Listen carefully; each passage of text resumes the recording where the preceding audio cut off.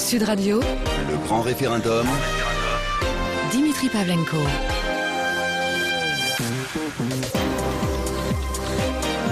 Bonjour à tous et bienvenue à vous dans le grand référendum. Si vous nous rejoignez, deuxième partie, notre grand débat filles ou garçons ce matin avec une question que tous les parents, ou presque à un moment, se sont posés.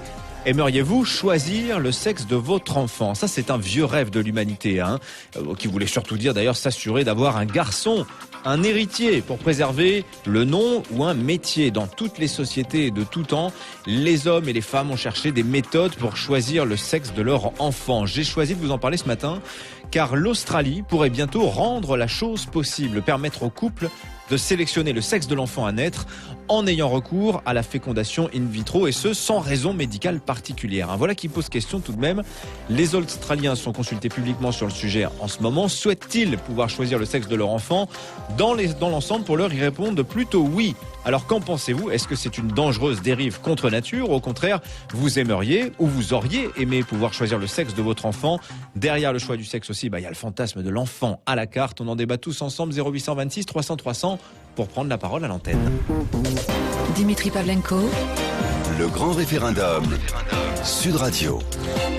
Le grand référendum Sud Radio est cette question. Ce matin, aimeriez-vous choisir le sexe de votre enfant? L'Australie réfléchit à rendre cela possible, à permettre à tous les parents qui le souhaitent, sans raison médicale particulière, de recourir à une fécondation in vitro afin de pouvoir déterminer, choisir le sexe de l'enfant, fille ou garçon. Vieux rêve de l'humanité, mais qui pose beaucoup de questions. On en débat ce matin avec vous, auditeurs de Sud Radio 0826 300 300, et nos invités, Tuc Duhalderville, délégué général de l'Alliance Vita. Bonjour à vous, monsieur Derville.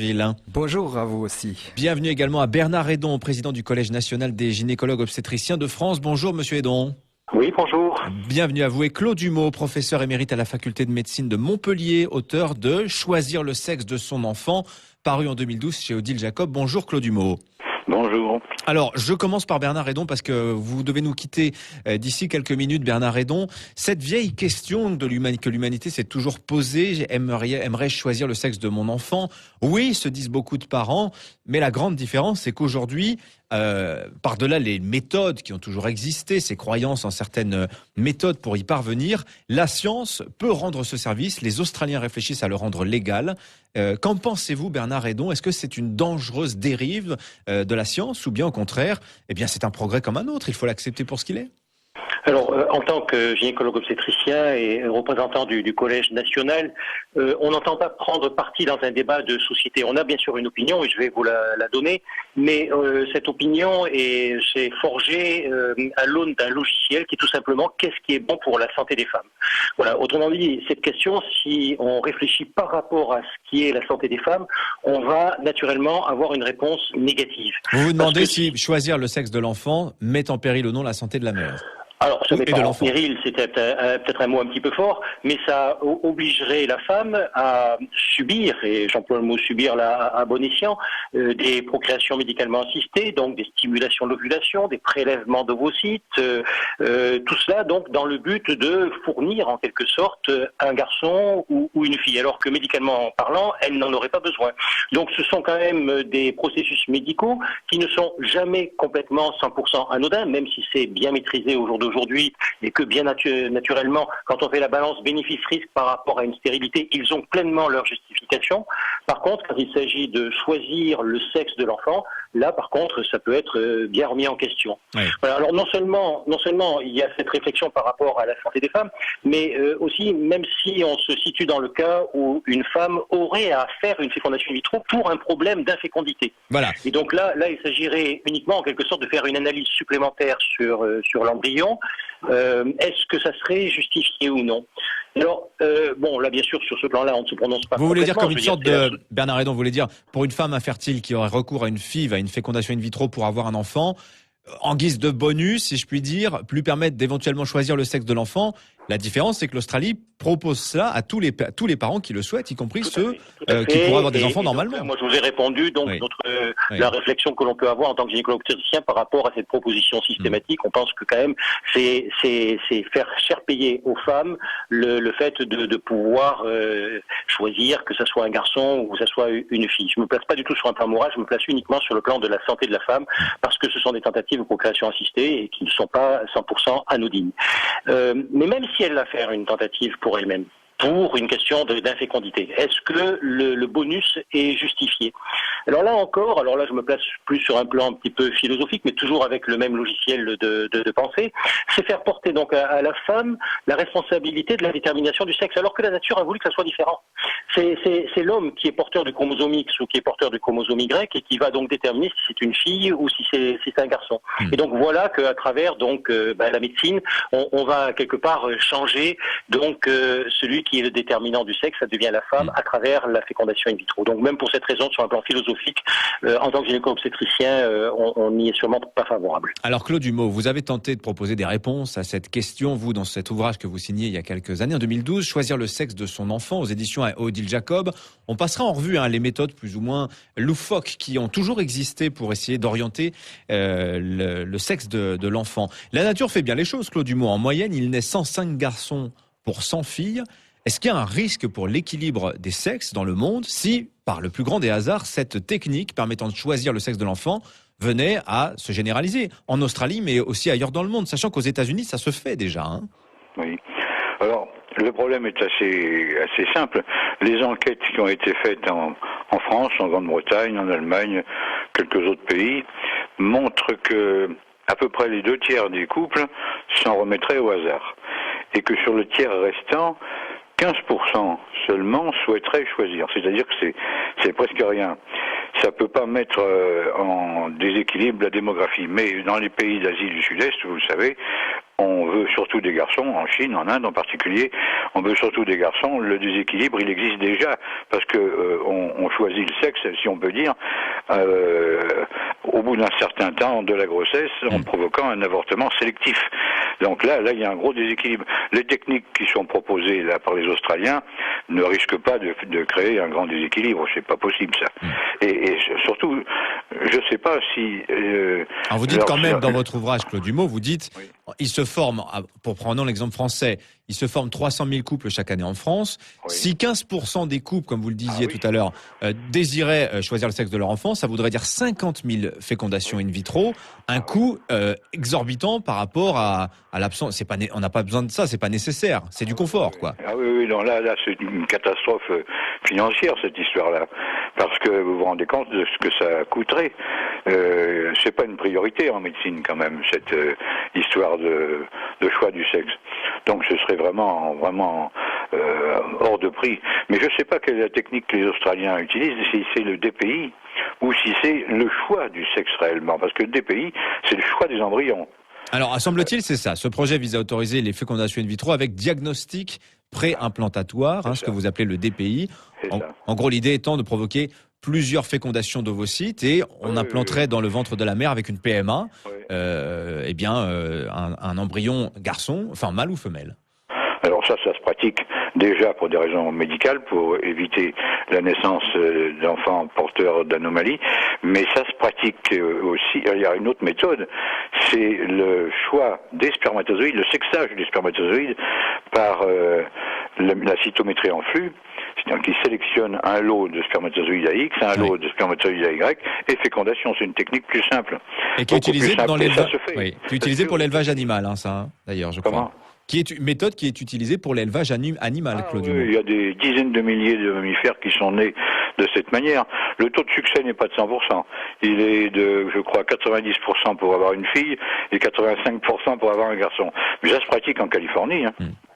Ah oui. Voilà, des choses qui se font déjà, mais qui posent quand même des questions techniques, des questions éthiques. On a entendu le point de vue des médecins. Rebonjour Tuc Duhalderville. Bonjour. Délégué général de l'Alliance Vita. Alors évidemment, l'Alliance Vita qui défend la vie. Quelle est votre position justement au sujet de ce choix rendu possible peut-être pour certains parents demain en Australie de choisir le sexe de l'enfant ?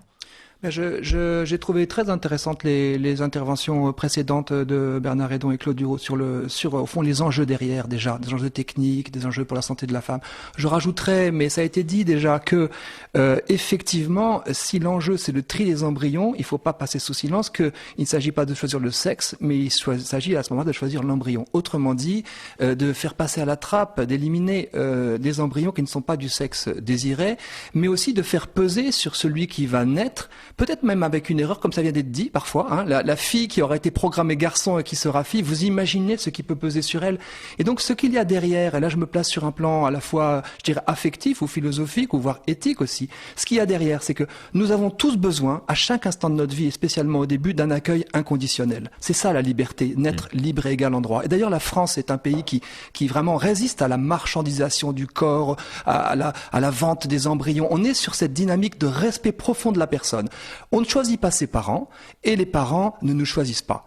Et les parents se choisissent. Et ça, c'est l'économie même de la famille. À partir du moment où les parents se mettent à choisir leur enfant, eh bien, on aboutit à des dérives extrêmement importantes. Moi, j'ai assisté, on a un service d'aide SOS bébé qui accueille des femmes en difficulté avec la grossesse. Il y a des désirs, je l'entends très très fort, et des peines aussi. Oui. Une femme qui a plusieurs garçons de suite ou plusieurs filles de suite, qui voudrait tant. Mais à partir du moment où on franchit ce tabou de je ne te choisis pas, à ce moment-là, on aboutit à des catastrophes parce que il y pèse sur l'enfant l'injonction d'être. Les stéréotypes de genre, par exemple, sont extrêmement amplifiés à partir du moment où on a choisi c'est une fille. Et alors, du coup, je conclus juste sur ce point. D'un côté, bien sûr, il faut entendre le désir qu'on peut tous avoir. On parle de choix du roi, on parle de choses comme ça. Et en même temps, accueillir la diversité des familles. Très important. Et au bout de quelques années, les parents qui auront eu 3 filles, par exemple, vous leur proposerez pas d'échanger leur fille contre un garçon parce que l'amour est là et ils ont accueilli leurs familles différentes. Ils en sont souvent très fiers, alors même que quelques larmes ont pu être versées à la naissance ou à l'échographie. Alors ce que vous dites, Tugdual Derville, est intéressant parce que l'expérience australienne montre que ce sont rarement des parents qui, pour le premier enfant, qui souhaitent choisir le sexe de l'enfant, souvent des parents qui ont déjà eu des enfants et qui souhaitent rééquilibrer des fratries. Par exemple, des parents qui ont déjà eu 3 garçons aimeraient bien avoir une fille, par exemple. C'est vrai. Mais vous savez, on a évoqué l'Asie du Sud-Est et bon, il y a des chiffres absolument effrayants, il faut quand même les connaître. Hein. On est peut-être, on va atteindre les 200 millions de femmes manquantes en Asie du fait de cette sélection anténatale. Et effectivement, ça arrive au 2e ou au 3e enfant, ou au 3e enfant, par exemple, on a 300 garçons pour 100 filles. Tellement la pression du rééquilibrage est forte.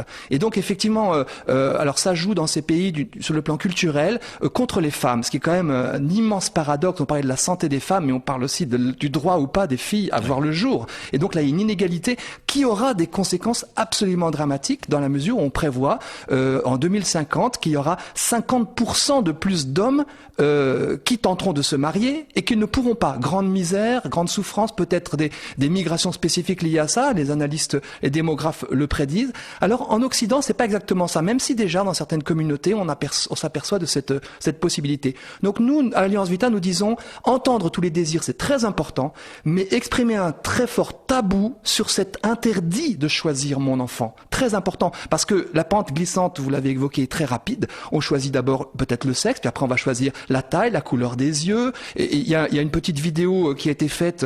Je suis un OGM. J'incite vraiment à regarder. C'est dans le cadre d'un concours de petites vidéos. On la retrouve facilement et on voit jusqu'où peut aller, même dans la déception des parents, ce fantasme de l'enfant zéro défaut. Moi, je suis bourré de défauts et j'ai été accueilli avec mes limites. Et c'est une grande chance parce que je peux déjouer même les rêves, les fantasmes de mes parents. Je ne suis pas soumis à la toute-puissance de mes parents. Je fais de ma vie ce que je peux faire et je ne suis pas inféodé à la toute-puissance de mes parents. Ça, c'est très important. Il y a derrière effectivement cette idée de rendre possible le choix du sexe de l'enfant, ce vieux rêve de l'humanité qui, il faut bien le dire, a souvent été la possibilité de maximiser les chances d'avoir un garçon, d'avoir un héritier, ce qu'on retrouve dans de nombreuses cultures. On va poursuivre le débat dans un instant.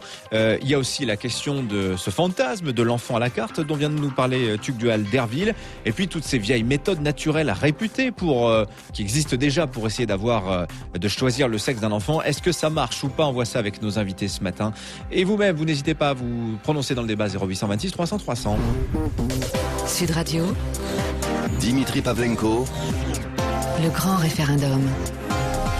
Le grand référendum, aimeriez-vous choisir le sexe de votre enfant? Une possibilité peut-être bientôt en Australie qui est en train de mener une consultation publique nationale sur le sujet. Verdict le 17 septembre. Les Australiens plutôt enclins à dire oui à cette possibilité qui leur serait laissée. Faire un enfant via une fécondation in vitro qui permettrait de choisir le sexe de l'enfant. On en débat avec nos invités ce matin. Tugdual Derville, délégué général de l'Alliance Vita. Claude Humeau, professeur émérite à la faculté de médecine de Montpellier, auteur de Choisir le sexe de son enfant, paru chez Odile Jacob. Et Bernard Hédon, président du Collège national des gynécologues obstétriciens de France. Bernard Hédon, avant de passer en revue toutes les méthodes naturelles qui existent, l'imagination humaine est très prolifique lorsqu'il s'agit de chercher à orienter le sexe de l'enfant. Tugdual Derville évoquait une certaine résistance de la France sur ces questions-là. Concernant les Australiens, cette consultation sur la possibilité de choisir le sexe de l'enfant est couplée à d'autres questions comme rémunération du don d'ovules, création d'une banque nationale d'ovules. Les Australiens, plus généralement les Anglo-Saxons, sont-ils plus décomplexés que nous sur ces questions-là ? Oui, probablement, ils sont plus décomplexés, c'est-à-dire que leur maître mot, c'est liberté individuelle, le temps que ça fait pas de mal aux autres, voilà, tout doit pouvoir être permis. C'est vrai que en France en particulier, on est un petit peu plus frileux. Le mot frileux est peut-être un peu péjoratif, parce que pour moi, au contraire, ça nous permet de garder une certaine distance par rapport aux évolutions de la science, de profiter des bons côtés en essayant d'éviter les mauvais côtés. Alors là, dans la consultation que vous décrivez, il y a plusieurs questions. Elles ne sont bien sûr pas liées. On peut avoir un avis négatif sur le choix du sexe, oui, par exemple. Oui. Par contre, un avis que personnellement j'aurais plus positif sur la possibilité de procéder au don d'ovocytes de manière plus large, à tel point que le Collège national s'est même prononcé en faveur de l'autoconservation des ovocytes pour les femmes. Tout à fait.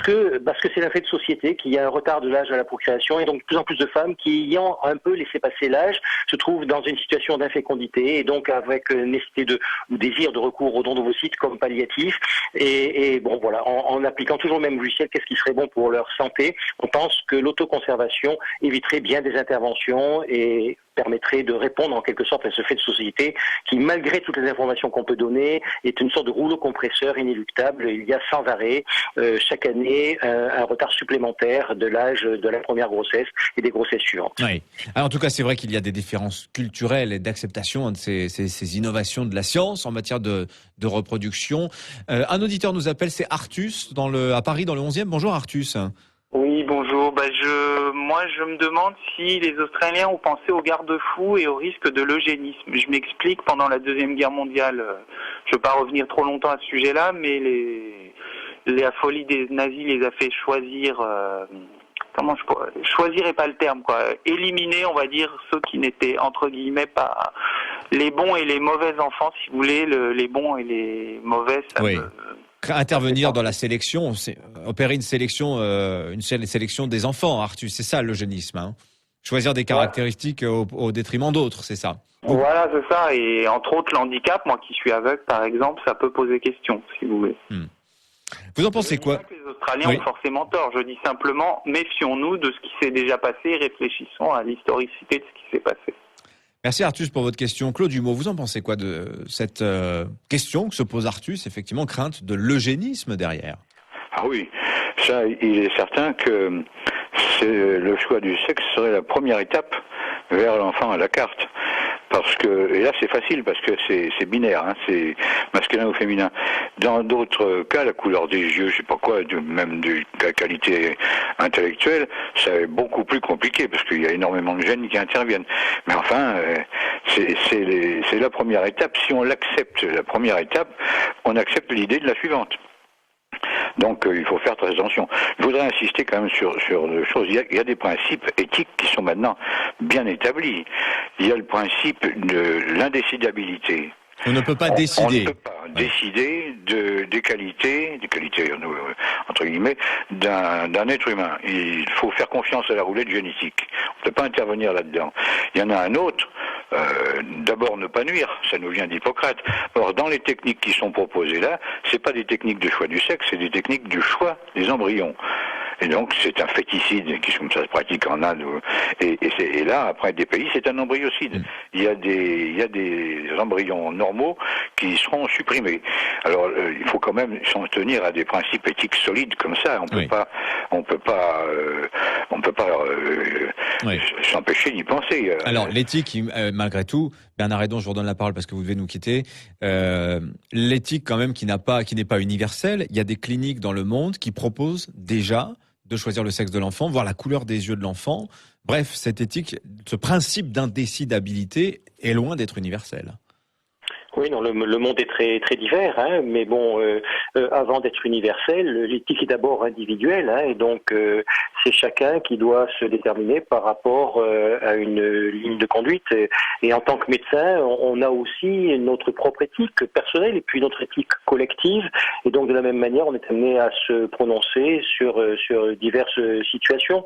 Bon, on essaye de le faire toujours dans une optique d'abord on est médecin avant tout, hein, et donc soigner les pathologies, éviter les maladies graves, mais ensuite on est inséré dans une société, bon là c'est pas nous qui dirigeons la société, on en fait partie et on accompagne cette société avec le point de vue que l'on peut avoir compte tenu de notre expérience professionnelle. Voilà, c'est ce que l'on essaye de faire en respectant la liberté individuelle, mais tout en vivant dans la société française dans laquelle nous sommes insérés. Merci Bernard Hédon, président du Collège national des gynécologues obstétriciens de France, d'avoir été avec nous ce matin sur Sud Radio. Alors, Tugdual Derville, effectivement, il y a ces questionnements éthiques qu'on va avoir, effectivement, et on se rend compte que dans le monde, tout le monde n'y offre pas la même réponse. En tout cas, vous pensez que ce principe d'indécidabilité, il doit pas être rompu à aucun moment, hein, ce principe éthique dont nous parlait à l'instant Claude Humeau. Oui. Pour moi, il a quelque chose d'universel, et c'est ce qui est peut-être le plus important, et que la France d'ailleurs défend et avec force d'une façon tenace. Et je pense qu'elle est attendue dans le monde pour justement cette résistance à l'ultralibéralisme qu'il y a dans ce domaine. Et c'est vrai qu'il y a déjà beaucoup de dérives ailleurs sur ces sujets. Je pense qu'on doit prendre en compte les générations futures. Peut-être qu'il y a effectivement, nous avons des désirs sur nos descendants très forts, mais nos descendants, ils ont des droits, ils ont le droit de bénéficier des mêmes repères anthropologiques, des mêmes repères humains dont nous avons tous bénéficié. Le fait d'être accueillis sans avoir été triés. Et il y a déjà en France, il y a déjà dans le monde cette tentation de l'eugénisme qui se déploie, de choisir, de trier. Mais ça fait des victimes à la fois ceux qui ne voient pas le jour parce qu'ils sont éliminés. Parce qu'il y a une grande question, Tugdual Derville, c'est le statut de l'embryon derrière, ceux qui vont dire c'est déjà un être humain, donc en choisir un parmi d'autres, c'est un embryocide, c'est déjà un meurtre d'une certaine manière, et ceux qui vont vous dire non, pas du tout. La loi ne reconnaît pas, entre guillemets, l'humanité, si je puis dire, du fœtus avant sa naissance. Oui, je crois que la science et les scientifiques le disent, c'est la vie humaine. C'est d'ailleurs un individu absolument déjà spécifique, avec un patrimoine génétique unique, avec une continuité de son développement jusqu'à chacun d'entre nous. Et effectivement, la loi peut, pour des raisons liées à la peine, à la souffrance, en disposer autrement. Mais tout de même, je crois je pense qu'il est unanime de dire qu'il y a une question éthique derrière extrêmement forte. À partir du moment où l'embryon que nous avons a été accueilli ou que des gens n'ont pas pu voir le jour parce qu'ils ont été éliminés, ils ont été écartés, ça dessine un autre regard de l'homme sur l'homme. Et ça fait pression sur nous. Il y a une énorme pression élitiste dans nos pays, à la naissance. Et les femmes qui accueillent des enfants porteurs de handicap se sentent jugées, elles se sentent parfois de mauvaises mères, elles se culpabilisent parce qu'elles n'ont pas fait, entre guillemets, ce qu'il fallait. Et donc, au-delà de la morale individuelle, de l'éthique individuelle, il y a le champ collectif qui joue énormément, la culture. Oui. Jacques Testard, qui est l'auteur avec le docteur Friedman du premier bébé éprouvette, dit lui-même qu'on n'est pas loin d'arriver sur vous savez, ce film Bienvenue à Gattaca, on n'est pas loin parce que culturellement, alors que notre pays est démocratique, il peut s'établir une sorte de système culturel de rejet du faible, du fragile. C'est les femmes en Asie. Bon, chez nous, c'est plus, par exemple, les enfants porteurs de trisomie qui sont écartés à presque 100% dans certains cas. Et alors que je suis ami de beaucoup de jeunes porteurs de trisomie du fait de mes engagements associatifs, et je me dis c'est incroyable de voir des personnes qui nous apportent, avec leurs limites mentales, qui nous apportent un amour de la vie, une présence, une affection.